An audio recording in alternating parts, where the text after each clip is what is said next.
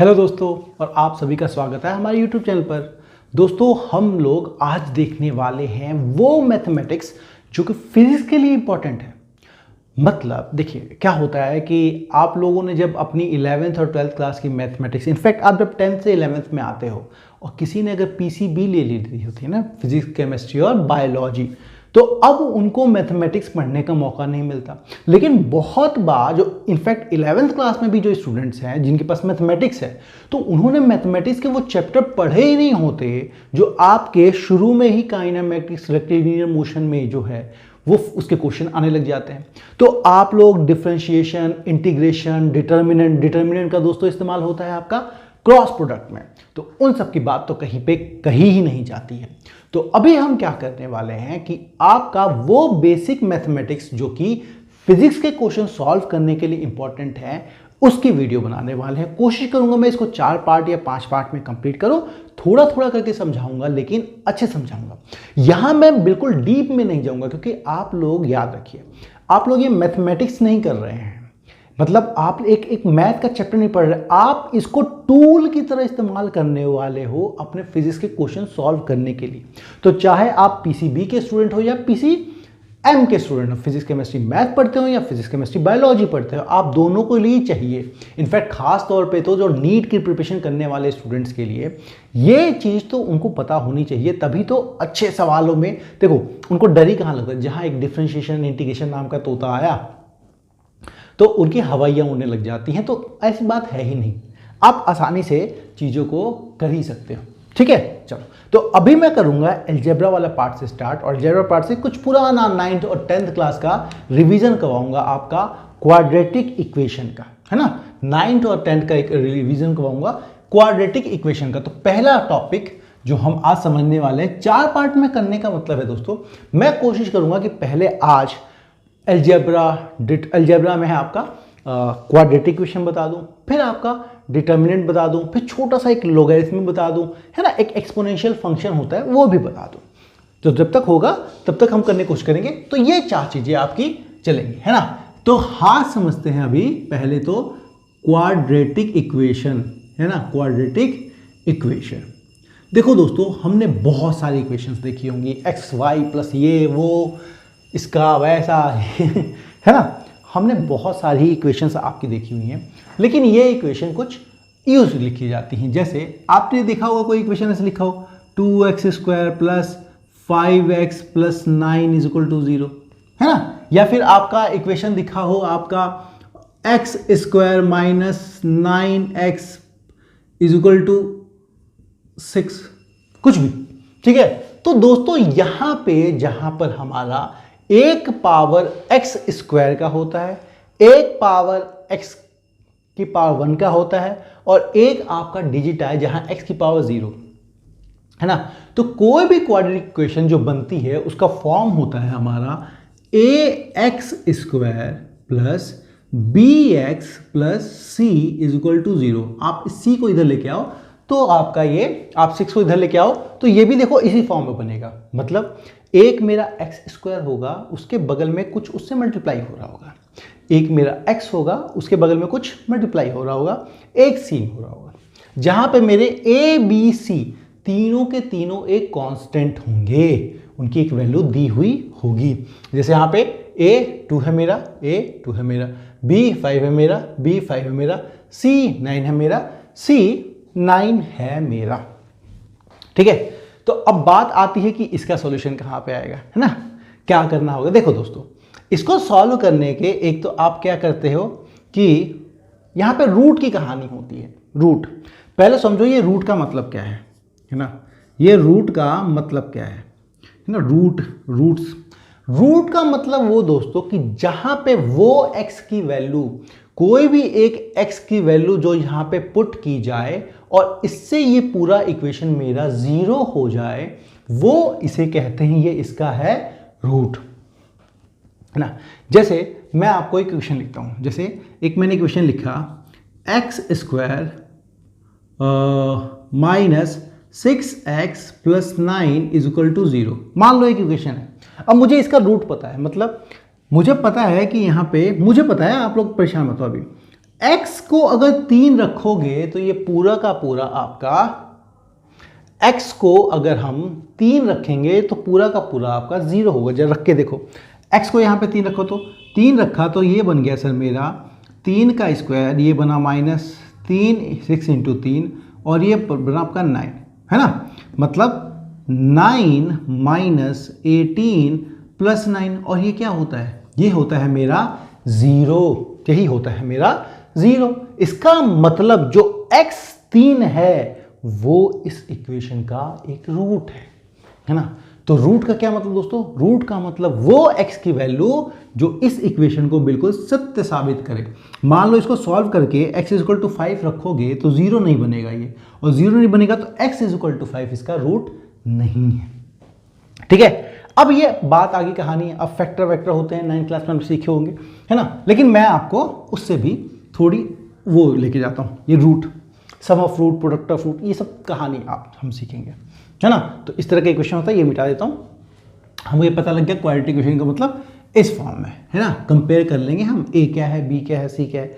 जैसे जैसे अगर मैं लिखूँ यहाँ पे मैं ऐसी इक्वेशन लिखूँ 5x² प्लस 9 माइनस 2x 0, है ना। तो कैसे पकड़ोगे, देखो जो x स्क्वायर के बगल में है a, तो यहाँ पे x स्क्वायर के बगल में है 5, इसका मतलब सर a ही मेरा यहाँ 5 है। इसका मतलब b, x के आगे है b, x के आगे है b, यहाँ पे x ये रहा, x के आगे है -2, इसका मतलब सर b मेरा है -2। ये मेरा c अकेला है, यह है 9 अकेला, इसका मतलब सर c है मेरा 9। बस यही कहानी है आपके क्वाड्रेटिक इक्वेशन की। ऐसे ऐसे करके हम लोग पता लगा लेते हैं। तो a b c आपको सब कुछ पता लग गया। अब देखो यहाँ पे खेल किस बात का आता है। आपको कोई क्वाड्रेटिक इक्वेशन दे दिया है, एक x² plus bx plus c और ये है मेरा 0। यहाँ पे दोस्तों इसके देखो, क्योंकि x की पावर 2 है, इसका मतलब x के 2 वैल्यू निकलेंगे, x के 2 रूट निकलेंगे, मतलब x कम से कम 2 वैल्यू होगी जहाँ पे इसको रखने पे ये 0 होगा। कम से कम क्या 2 ही वैल्यू होगी, ज़्यादा से ज़्यादा 2 होगी वैसे, ठीक है। तो 2 वैल्यू होगी। अगर इसी की पावर 3 होती ना तो मतलब 3 वैल्यू आती, लेकिन 3 में अभी आप मत जाइए। ये समझा। अब हमें इसके निकालने हैं रूट्स कि कौन कौन से रूट्स होते हैं, है ना, कौन कौन से रूट्स होते हैं। 10th क्लास में बड़ा आराम से पता था। रूट निकालने से पहले हम लोग दोस्तों निकालते हैं डिस्क्रिमिनेंट,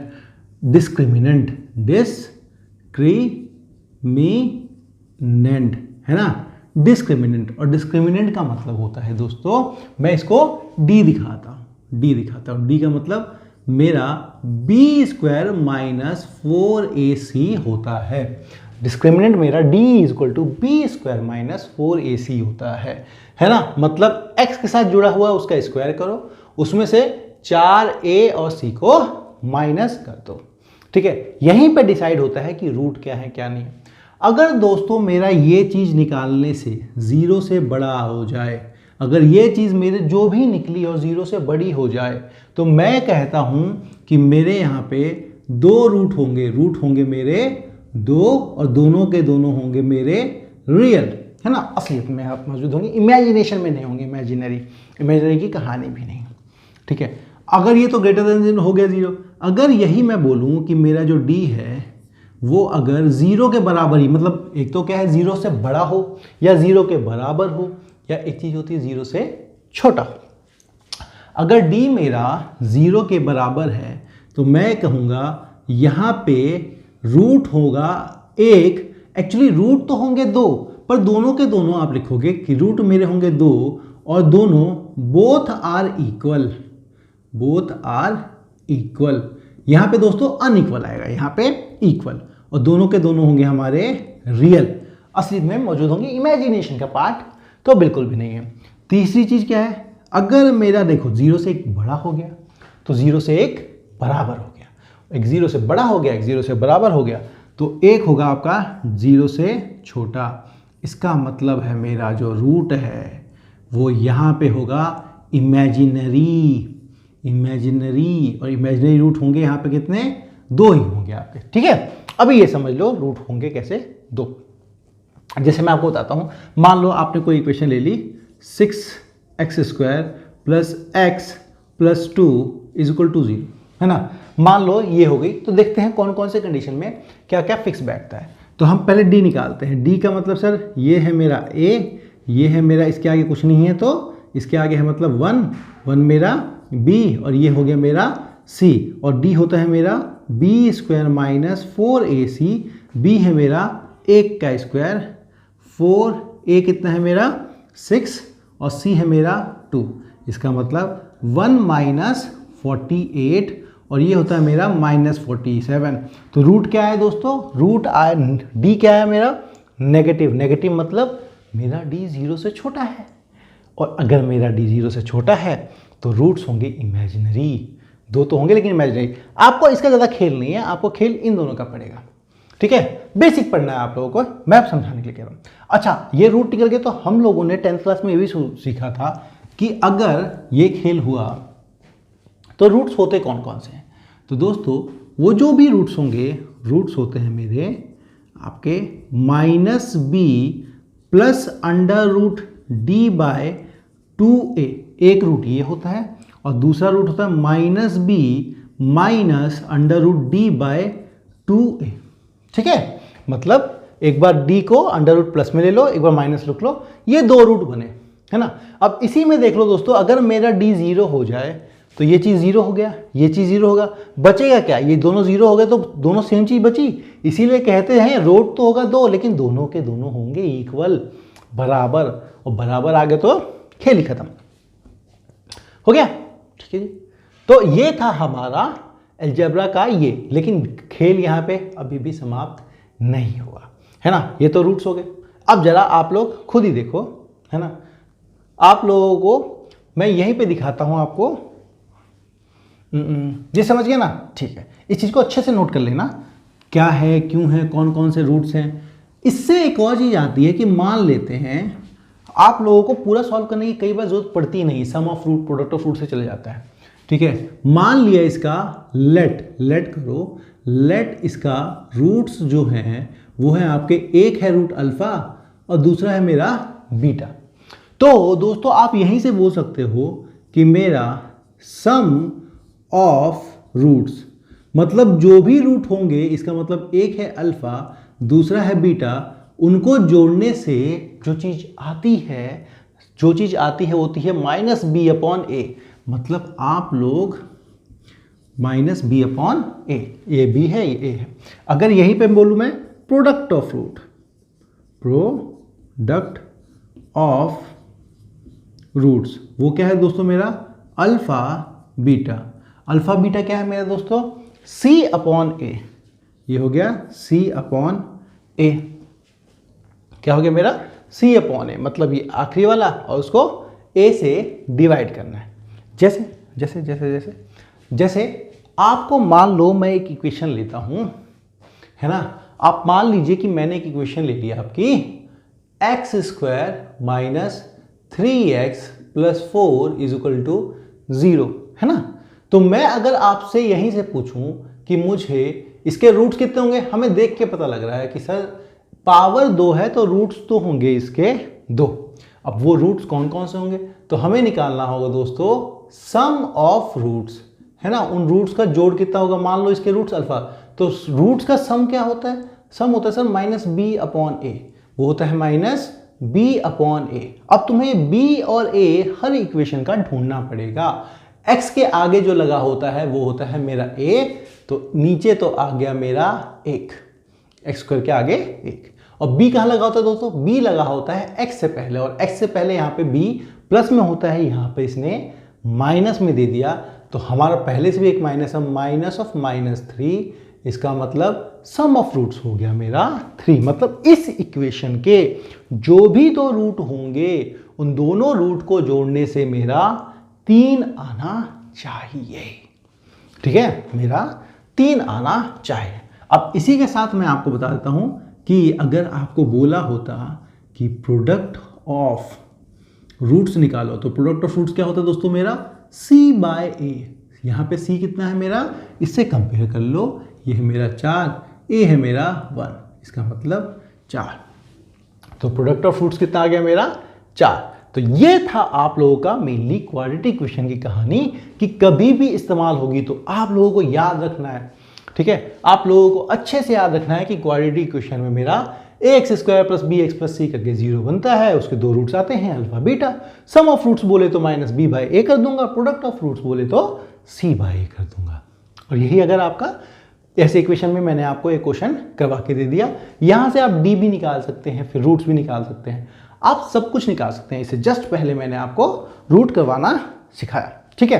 चलो ये ठीक है, तो क्वाड्रेटिक इक्वेशन की कहानी खत्म होती है। अब आता हूं मैं आप लोगों को डिटर्मिनेंट समझाने, ठीक है। अभी मैं बताता हूं आप लोगों को डिटर्मिनेंट, है ना, ये आप पढ़ेंगे डिटर्मिनेंट, है ना। अब ये कौन सी चिड़िया का नाम है ये समझते हैं। देखो दोस्तों, इसका इस्तेमाल आपको जब आप वेक्टर के क्रॉस प्रोडक्ट सीखोगे या फिर रोटेशनल मोशन पढ़ोगे, है ना, या फिर आप 12th क्लास में मैग्नेटिक फील्ड पढ़ोगे, इलेक्ट्रिक फील्ड पढ़ोगे, तो वहां पे वेक्टर के क्रॉस प्रोडक्ट का काम आता है। और क्रॉस प्रोडक्ट निकालने के लिए आपको डिटर्मिनेंट का सहारा लेना पड़ता है, जो कि वो होते हैं। पहले मैं समझा देता हूं डिटर्मिनेंट की कहानी। देखो डिटर्मिनेंट बस समझो मत क्यों है, क्या है, कैसे है, आपको बस उतनी मैथमेटिक्स समझनी है जिससे आपसे क्वेश्चन हो जाए, फिजिक्स में पूरे नंबर आ जाए। और फिजिक्स के ऐसे टूल यूज करना है मैथमेटिक्स, है ना। फिजिक्स के क्वेश्चन सॉल्व करने के लिए mathematics should be as a tool. ऐसा नहीं करना है कि फिजिक्स सॉल्व करने के लिए 11th और 12th क्लास की पूरी मैथमेटिक्स ही लगे हैं सॉल्व करने के लिए, ये काम मत करना, ठीक है, क्योंकि बहुत ही बेसिक चीज़ आती है, वो मैं सारी आपको चीज़ें बता दूंगा। 4 या 5 लेक्चर की क्लासेस होंगी। चैनल को सबसे पहले तो सब्सक्राइब कर लो, जो भी आपके दोस्त देख रहे हैं उनको शेयर भी करो, चैनल को सब्सक्राइब जरूर कीजिए। चलिए, हाँ, तो अभी क्या खेल है, अभी खेल ये है आपका कि डिटर्मिनेंट का मतलब वो आपको ऐसे लिख के देगा। मान लो ये लिखेगा 4 5 3 2, है ना, 4 5 3 2। तो इसका मतलब होता है दोस्तों कि पहले इसको मल्टीप्लाई करो और इसको मल्टीप्लाई करो, तो इसको मल्टीप्लाई करके क्या बना दोस्तों, इसका मतलब है 4 × 2, इसको मल्टीप्लाई कर दिया। अगर आपने इसको मल्टीप्लाई कर दिया तो अब दूसरे नंबर पे इसको मल्टीप्लाई करो, ये क्या हुआ 3 × 5, तो इसमें से जो दूसरा मल्टीप्लाई होता है उसको कर दो माइनस, ठीक है, 4 2 जा 8 माइनस 15, तो डिटर्मिनेंट आया दोस्तों मेरा -7। समझिए, ये आपका 2 × 2 का डिटर्मिनेंट बोलते हैं। डिटर्मिनेंट मतलब आपके देखो ये 2 लाइन है और यहाँ पे रो कितने हैं, यहाँ पे रो सीधे वाले को बोलते हैं। तो एक ये है, एक ये है, कॉलम मतलब खड़े वाले को, एक ये है, एक ये है ना। तो रो मेरे सर 2 हैं और कॉलम मेरे 2 है ना। तो 2 × 2 डिटर्मिनेंट है। चल अब देखो, अब डिटर्मिनेंट में ना ये सारे बराबर होने चाहिए, जितने रो उतने ही कॉलम होने चाहिए, तब निकलेगा अच्छे से आपको डिटर्मिनेंट। चलो ये हो गया। तो आपको सिर्फ यहीं पे संतुष्टि नहीं होगी। देखो डायरेक्शन आप लोगों ने वेक्टर पढ़े होंगे, तो वेक्टर में आपने 3 वेक्टर पढ़े होंगे, है ना, यूनिट वेक्टर पढ़े होंगे i j k। तो i j k हमारे 3 डायरेक्शन को दिखाते हैं, एक x डायरेक्शन को, एक y डायरेक्शन को और एक सामने आपका z डायरेक्शन को। तो जब ये 3 डायरेक्शन को दिखाते हैं तो डिटर्मिनेंट देखो ये x y i और j दिखाएगा, मतलब 2 चीजें हैं तो 2 को दिखा रहा है, अगर 3 चीजें हुई तो 3 को दिखा रहा होता है। तो आपका एक ये डिटर्मिनेंट, एक मैं एग्जांपल और लेता हूं, है ना, एक मैं एग्जांपल ले लेता हूं, उसको कैसे सॉल्व करना है वो आपको सीखना है, वो प्रैक्टिस करनी है। जैसे डिटर्मिनेंट निकालना सीखो। एक तो मैंने आपको क्या बता दिया, एक मैंने आपको बता दिया कि मान लो determinant A B C D हो, तो इसका क्या मतलब है, सर इसको करो इससे मल्टीप्लाई ए डी और फिर इसको कर दो इससे और माइनस कर दो सी बी। एक कहानी तो हमें ये पड़ गई। अब दूसरी कहानी दोस्तों मैं दिखाता हूं आपको। 3/3, ये ऑर्डर 2 था, मतलब दोनों 2 थे। ऑर्डर 3 मतलब 3 × 3 मतलब 3 रो 3 कॉलम। अब इसको लिखते हैं A B C D E F G H और आपका आई, ठीक है, A B C D E F G H I, ठीक है, ए बी सी DEFGHI। चलो अब समझो, जब भी कभी आपको डिटर्मिनेंट आए तो पहले मैं आपको इसके अलोंग खोलना दिखा रहा हूं, इसके अलोंग, इस रो के अलोंग। हालांकि आप ओपन किसी के अलोंग कर सकते हो। पहले तो निशान डाला करो ऐसे, plus minus plus minus plus minus plus minus plus, ठीक है। प्लस से शुरू करो, प्लस पे खत्म करो, plus minus plus minus plus minus plus. अब आप जिसके अलोंग खोल रहे हो उसकी बात करो। जिसके अलोंग खोल रहे हो मतलब मैं इसके अलोंग ओपन कर रहा हूं, तो इसका मतलब निकलेगा दोस्तों, इनको भूल जाओ, ठीक है, इनको भूल जाओ। मुझे बस इस रो के अलोंग, पहला रो है ना, इसके अलोंग ही इसकी वैल्यू निकालनी है। आप निकालने को वैल्यू किसी के अलोंग निकाल सकते हो। बस यूं समझो इसका मतलब क्या होता है। इसका मतलब जब मैं ए लूंगा तो मैं ए को लिख दूंगा वो भी प्लस में, ए को लिख दूंगा वो भी प्लस में।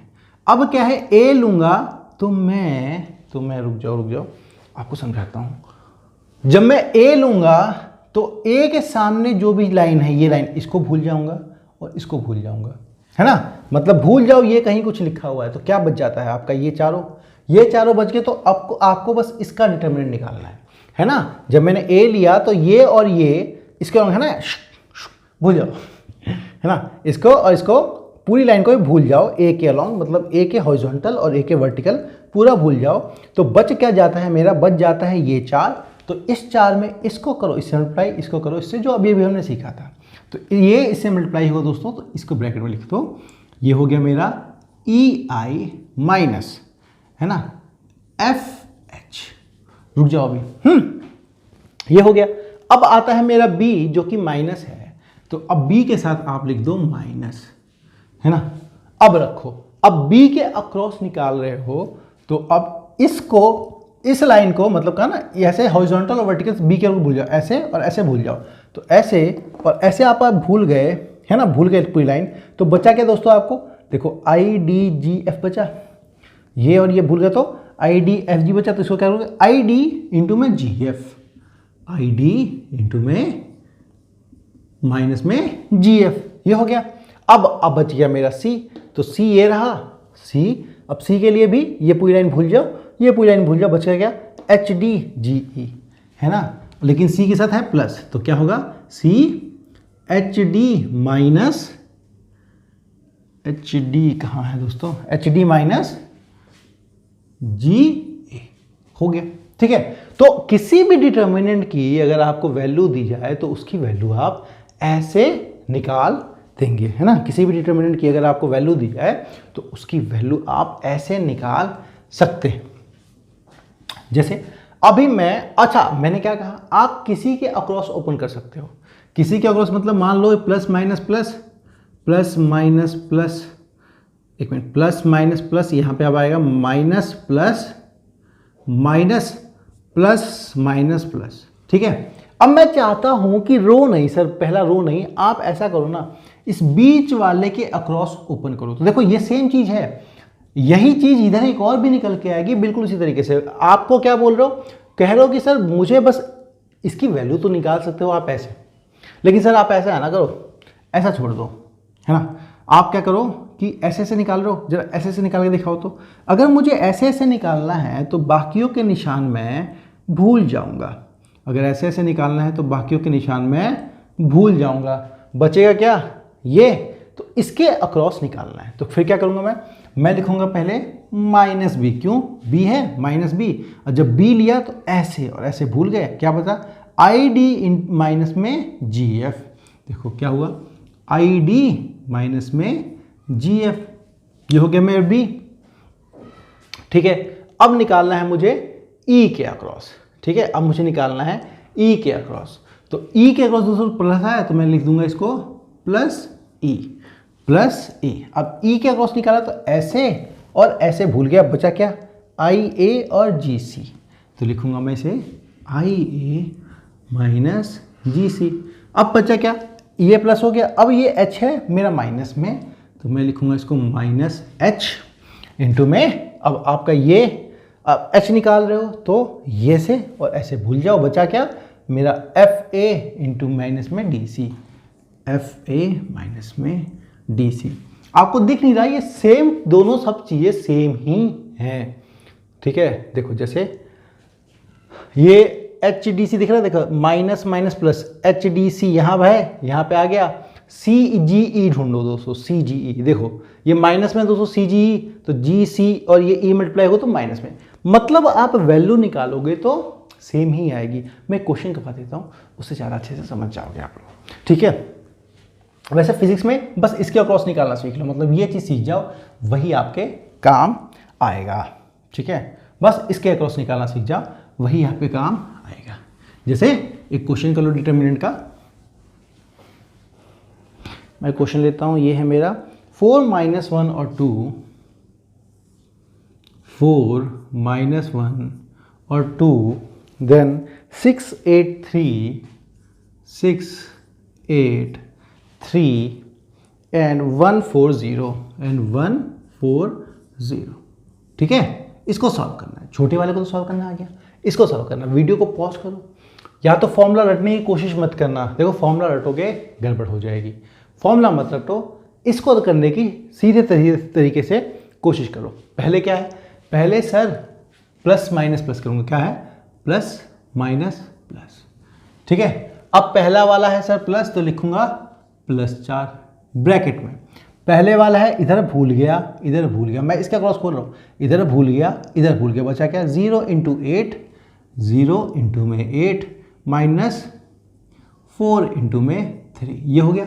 अब क्या बचा मेरा, माइनस है सर, माइनस लगाओ, और माइनस किसके आगे, -1 के आगे ही लगाओ, ठीक है। माइनस लगाना है लेकिन -1 है। अब यहाँ पे क्या आएगा दोस्तों, इसके क्रॉस कर रहा हूँ, तो ये मैं भूल गया और ये भी भूल गया, तो ये और ये लाइन मैं भूल गया, तो बता क्या 0 × 6 -1 × 3, 0 × में 6 -1 × में 3 हो गया। आप देखो अगला क्या बचा दोस्तों, 2 है मेरा, वो प्लस में, तो 2 को लिख दो प्लस में, ये और ये आप भूल गए, बचा क्या 6 × 4 -1 × 8, 6 × 4 -1 × में 8, बस ये।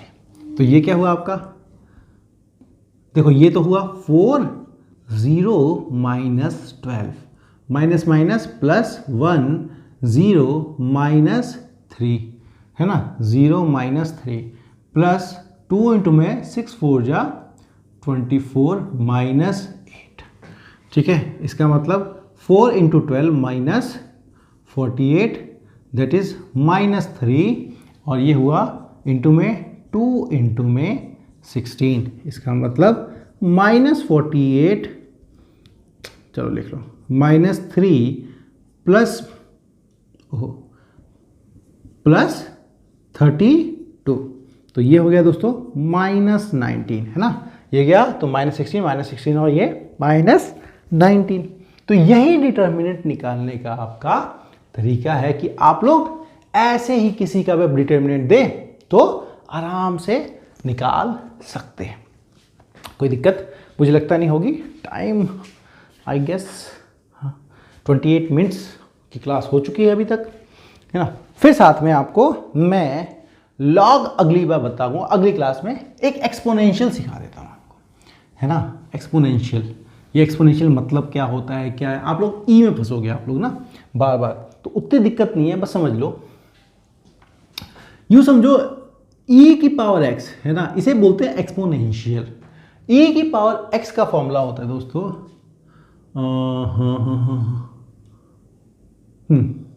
1 प्लस x अपॉन में 1 फैक्टोरियल प्लस आपका x² अपॉन में 2 फैक्टोरियल प्लस x³ अपॉन में 3 फैक्टोरियल प्लस x4 अपॉन में 4 फैक्टोरियल, ये चलता रहता है ऐसा ही इनफाइनाइट टाइम्स तक आपका चलता रहता है, यही आपकी कहानी होती है। तो ये कहानी तो हो गई।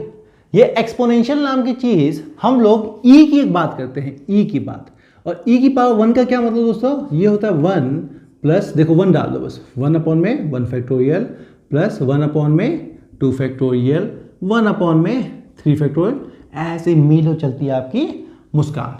लेकिन क्या है, जैसे आप डिवाइड करते हो नंबर बड़ा होता जा रहा है। फैक्टोरियल समझते हो, फैक्टोरियल समझा देता हूँ, ये है ना, आप लोग फैक्टोरियल में नहीं। देखो जैसे कोई लिखे आपको 5 फैक्टोरियल, तो इसका मतलब होता है आप 5 से कम गिनती करते हुए 1 तक जाओ। 5 इंटू में 4 इंटू में 3 2 इंटू में 1 है ना, 5 फैक्टोरियल मतलब ये।